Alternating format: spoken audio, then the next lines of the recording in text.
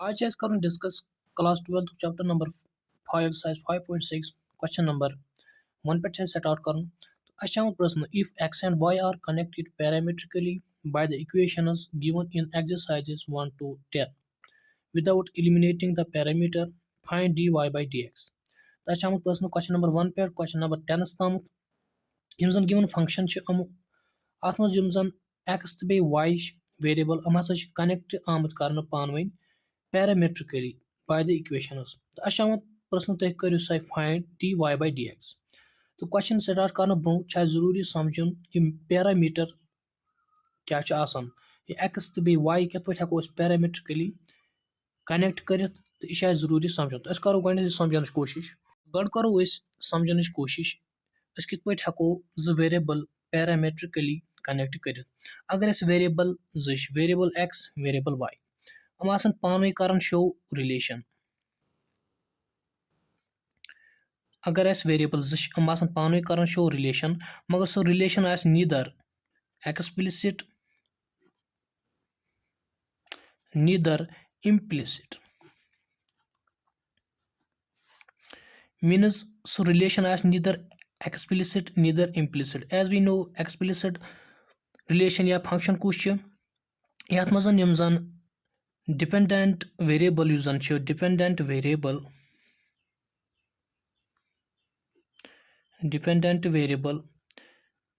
करन से express directly in terms of independent variable अम ब्रो डिस्कस कर्मुत एक्सप्लिसिट फंक्शन गो फंक्शन युस क्लियर युस डायरेक्ट मीनस युस dependent variable for example y यह डायरेक्टली एक्सप्रेस कर in terms of independent variable that is 2x + 1 तो यह कुछ फंक्शन या कुछ relation explicit function implicit functions मज युत जन वेरिएबल तुमन हुंद वैल्यू फाइंड कर मुश्किल तम जान जन वेरिएबल अगर फाइंड करो y अमुक वैल्यू फाइंड कर तो मगर इम्प्लिसिट फंक्शनस मज जन वेरिएबल वैल्यू फाइंड कर मुश्किल फॉर एग्जांपल अत मज जन वेरिएबल कनेक्ट कर तम both on same sides that means अगर x² + y³ - 3xy = 0 अगर कह फंक्शन यथ मज वेरिएबल x y हम बोथ ऑन सेम साइड तो जान दोनों सेम साइड कहें तो बी यम जान y variable means dependent variable directly express कर in terms of independent variable गो यम जान y x डायरेक्टली एक्सप्रेस कर in terms of y means independent dependent variable directly express कर in terms of independent variable I hope तम clear it means explicit functions मज आसानी सान easily हेकन फाइंड कर वेरिएबल वैल्यू तो इम्प्लिसिट फंक्शनस मज डायरेक्टली हेकन या आसानी सान हेकन वैल्यू फाइंड कर कुन वेरिएबल फॉर एग्जांपल यम जान वेरिएबल x y अमुक वैल्यू हेको डायरेक्टली फाइंड कर कहें तिकाज कॉम्प्लेक्स फंक्शन या हेको यम जान ईजिली वैल्यू फाइंड कर कहें तो यम जान अगर x तो y कर कत पैरामीट्रिक फॉर्मच अगर x तो y वेरिएबल कर शो रिलेशन मगर सो relation neither explicit neither implicit but सो रिलेशन शो कर थ्रू थर्ड वेरिएबल सो थर्ड वेरिएबल थो बराबर t अगर हम x सेपरेटली रिलेशन कर कत सत शो t सत y कर सेपरेटली रिलेशन शो कत सत t सत गो तेल हेको वन x तो बे y हम हसा पैरामीट्रिकली कनेक्टेड तिकाज x तश कर शो रिलेशन t सत सेपरेटली y तश कर separately show relation with t मगर हम डायरेक्टली पानवे रिलेशन कर शो कहें गो हेको वन जो वेरिएबल हसा पानवे रिलेशन शो कर through third variable that is t गो हेको लिखित अगर x बराबर f ऑफ t y बराबर f of t go x तो बे y वेरिएबल हम पानवे कर शो रिलेशन मगर through third variable that is t यथ मज कॉमन टी यथ मज कॉमन गो वाई एक्स कर separately show relation with t y कर also separately relation show with t गो तेल हेको वनित हम हसा पान पैरामेट्रिकली कनेक्ट एक्स तो वाई वेरिएबल गो ये फार्म वन पैरामेट्रिक फार्म यह वन पैरामेट्रिक फार्म युस जन टी यम सम जो वेरिएबल कनेक्ट पान वन तो अमिस वन पैरामीटर तो आमुत यी प्रश्न क्वेश्चनस मज तुम करो सा find d y by d x without eliminating parameter means युस जन पैरामीटर यम सम जो वेरिएबल एक्स तो वाई पान वन कनेक्ट कर सह वेरिएबल कैंसल आउट कर तो कर find d y by d x तो क्वेश्चन नंबर 1 करो वो सॉल्व करने कोशिश क्वेश्चन नंबर 1 मज आमुत दिन x is equal to 2at square y is equal to at square तो आमुत प्रश्न तुम करो find d y by d x without eliminating parameter that is t t cancel कर तो कर find d y by d x तो करो सॉल्व करने कोशिश without wasting our time let start our question number first तम जाए नी क्वेश्चन नंबर 1 तो क्या कर find d y by d x गो कर differentiate with respect to x यम दोनवे फंक्शन तो बह लिख तेल d by d x of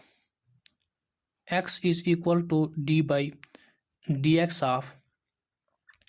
2a कड़ों कॉमन t करो differentiation that is t square differentiation करें तम जाए कत ग differentiation d by dx of y is equal to a कड़ों नबर d by dx of t raised power 4 और t करो डिफरेंशिएशन तिकाज t जाए पैरामीटर तो करो डिफरेंशिएशन तो कांस्टेंट कड़स नबर तो यम जाए जन d by d x of x यह कत यह बराबर एक्सस is equal to 2a as it is differentiation of t raised power sorry t square गो यह कत form x raised power n form गो अमिच डिफरेंशिएशन कत बराबर n x raised power n minus 1 गो अमिच डिफरेंशिएशन यह बराबर यार तो बह लिख तेल एन कत बराबर 2 एक्स कत बराबर टी रेज्ड पावर 2 माइनस 1 तम जाए d y by d x यह कत बराबर यह बराबर a as it is t raised power 4 गो अमिच डिफरेंशिएशन कत बराबर सी बराबर 4 टी रेज्ड पावर 4 माइनस 1 गो यम जाए एक्स यह कत बराबर यह बराबर 4at तिकाज 2 into 2 is equal to 4at as it is d y by d x is equal to 4at raised power 3 तिकाज 4 ओन मे बुथ कन तो at लिख मे as it is raised power 4 minus 1 is equal to 3 तम जाए नी क्वेश्चन नंबर 1 तो कर find d y by d x तो d y by d x find कर बाबत दोनवे फंक्शन सेपरेट तो करो डिफरेंशिएट दोनवे function separately with respect to t ये डिफरेंशिएट करो दोनों फंक्शन विद रेस्पेक्ट टी तो यह बराबर d x by d t is equal to 2a कड़ों कॉमन अत ग डिफरेंशिएशन कहीं d by d t of t square बे ग differentiation d y by d t is equal to a कड़ों नबर तो d by d t of t raised power 4 तो d x by d t कत बराबर d x by d t बराबर 2a as it is t raised power 2 गो अमिच differentiation कत बराबर यह कत form x raised power n form गो अमिच डिफरेंशिएशन बराबर n x raised power n minus 1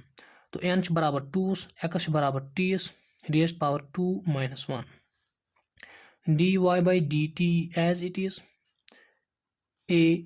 T raised power 4 गो वनस अगेन कत form exponential form that is x raised power n गो अमिच डिफरेंशिएशन कत बराबर एन कत बराबर 4 एक्स बराबर टी रेज्ड पावर 4 माइनस 1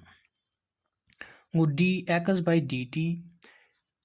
ये आएगा बराबर 2a into 2 t raised power 1 d y by d t ये किसके बराबर आएगा ये आएगा बराबर a into 4 t raised power 4 minus 1 is equal to 3 वो हम लिखेंगे फिर dx/dt is equal to 2 × 2 is equal to 4, a as it is, t as it is. dy/dt is equal to 4at raised to power 3 और dx/dt का द्राज बराबर 4at, dy/dt का द्राज बराबर ये द्राज बराबर 4at raised to power 3 मगर अस कर फाइंड dy/dx तो अस क्या कोर यम जान find us core find dx/dt dy/dt गो अस करो यम जान तेल चैन रूल अप्लाई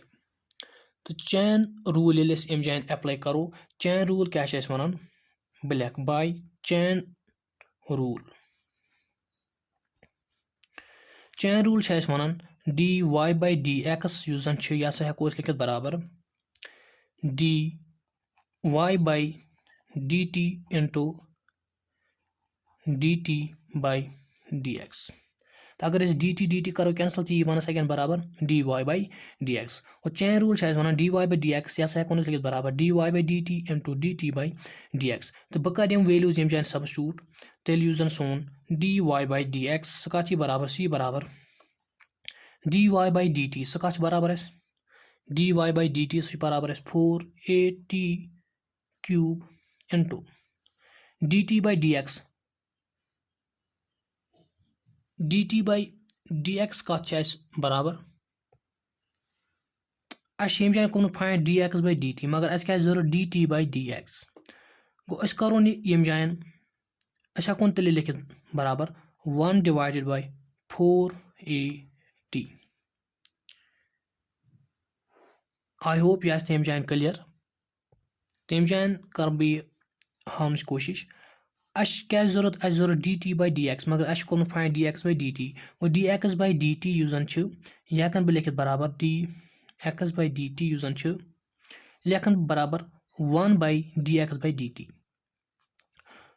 वो यह कत यह बराबर यह बराबर dt/dx और dt/dx बदल हेक बह लिखित 1/dx/dt कित कन अगर हर खालोन यह कर अत ग रेसिप्रोकल तो यह कत बराबर dt/dx is equal to dt/dx I hope तो यम जान क्लियर गोमुत गो यम जान dt/dx युस जन यह हेकन बह लिखित बराबर 1 divided by dx/dt गो अस कर यम जान फाइंड चैन रूल्स मज अप्लाई कर dt/dx मगर अस वैल्यू कोर फाइंड dx/dt गो बह लिखन बराबर 1/4at that is 1 divided by dx/dt तो यम जान गस 4 गस कैंसल 8a गस कैंसल यम जान t गस कैंसल यम जान t raised to power 3 वो यम जान गस t कैंसल तो dy/dt सह कत बराबर c बराबर t स्क्वायर तो यह क्वेश्चन सल्यूशन आई होप तो यह क्वेश्चन क्लियर गोमुत बह वीडियोस मज यह कंसेप्ट क्लियर गोमुत तो बह वीडियो पसंद आमुत अगर तुम वीडियो पसंद आमुत मेन यूट्यूब चैनल कौशल मैथमेटिक्स कर जरूर सब्सक्राइब बे रोजो सपोर्ट कर यह अजुक वीडियो करो ये ताम बेजो पन्न दोस्तन सत वीडियो शेयर कर ताकि तम तक वीडियो फायदे तुलित बे अगर कह डाउट रोजान तो हूँ कमेंट सेक्शन में जरूर पन डाउट पृछित तो बह कर सह डाउट सॉल्व कर कोशिश क्लियर कर कोशिश तो अजुक वीडियो करो ये ताम दी नेक्स्ट वीडियो तम इजाजत अल्लाह हाफिज